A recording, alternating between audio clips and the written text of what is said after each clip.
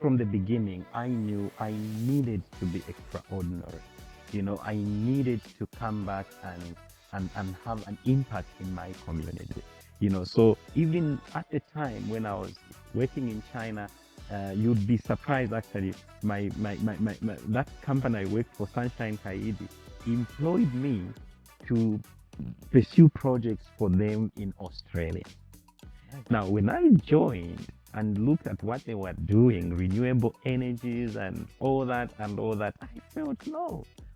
Do you have Africa somewhere in the mix? They said, no, Africa, is lags behind. We cannot do this and that. So slowly I started working around, putting things in order and opening up Africa to them until eventually they said, oh, I think we can also consider Africa. So it had to take me joining a company of over 60,000 people, to go and convince them to say you can also look at Africa. I didn't have to, but I felt, look, I came here to study as an African. I'm as well an ambassador for my own country. Yeah, exactly. So I pushed for them to consider Africa. And in that mix, I also made sure that Zambia was part of it. And you'd be surprised. I came back to Zambia because of the company, So I came back as an expatriate in my own country. And I ended up even staying, after, the projects winded up, I stayed. Yeah, so people are different. And I think I took what I was being told, when we got our scholarship letters.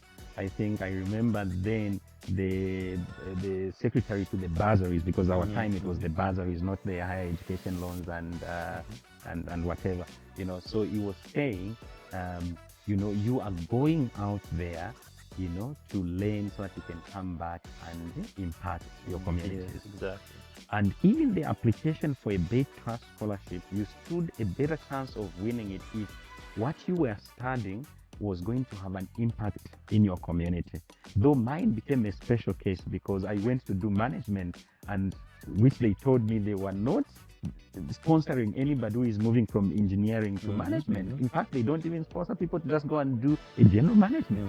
But I put up a strong case because what I was doing, I told them, look, I have managed to bring multi-million-dollar projects from China because I'm so patriotic about where I come from. So what I need now to be strong and do much more is a management degree. I'm already an engineer. So for people to recognize me and give me more responsibilities, I now need to speak their language. I need to understand the profit and loss account. I need to understand how to manage the people better. So they gave me the scholarship against all odds. Yeah.